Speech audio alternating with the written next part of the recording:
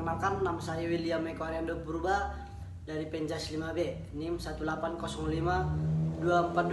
Nah, pada kesempatan kali ini di sini saya membuat contoh penanganan pada luka panas, kebakaran, dan sengatan listrik.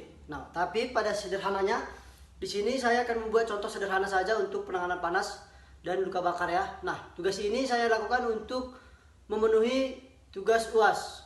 Nah, di sini langsung saja bagaimana cara pada luka panas atau bakar. Pasti langsung kita ketahui bagaimana ciri-ciri panas dan luka bakar itu sendiri. Yang pertama itu memar pada bagian kulit, terlihat langsung kemerah-merahan. Itu untuk luka panas atau luka bakar yang sederhana. Kalau dia memang luka bakar yang sangat-sangat bahaya, nah itu pasti langsung terlihat gosong ataupun kulit yang langsung mengering karena adanya bakaran-bakaran panas. Ini adalah contoh luka bakar. Nah, ini ya, ini contoh luka bakar. Sini sudah terlihat memar.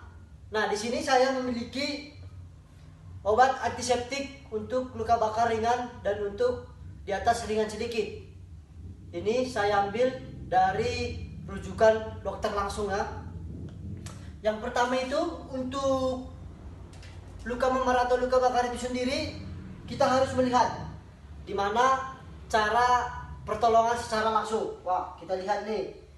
Jangan langsung kita lap dengan kain.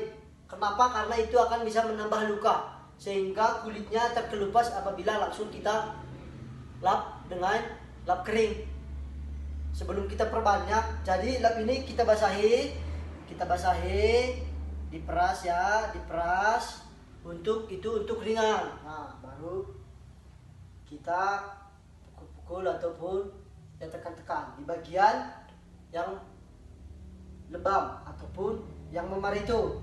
Nah, setelah itu kalau itu untuk yang ringan, kita lihat kalau dia contohnya terbakar di dalam tubuhnya, itu terlebih dahulu kita melepaskan pakaian yang kena bakar. Agar apa tujuannya? Agar kain ataupun pakaian ini tidak menghambat pengobatan untuk melihat sejauh mana rasa sakit itu atau terbakarnya. Nah, kan ini pada korban saya ini tidak ada luka bakar yang begitu serius. Jadi saya hanya mencontohkan kepada dia contoh luka bakar sederhana saja agar kita bisa membuat secara simpel penolongan pertamanya.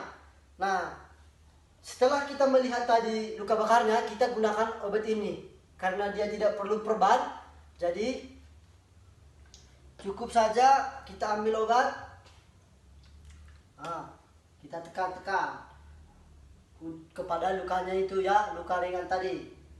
Nah, seperti itu.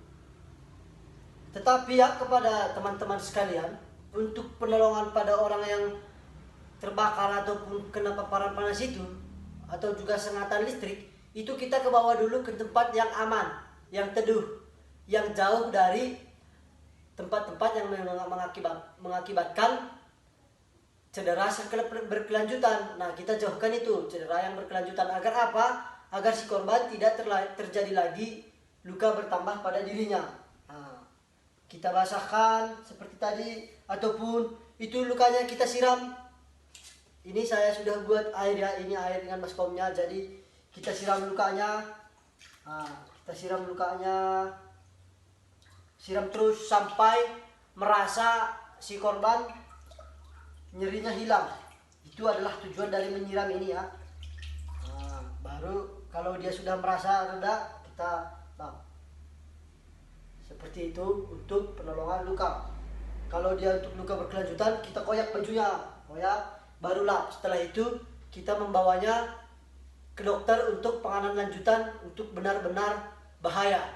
Seperti itu.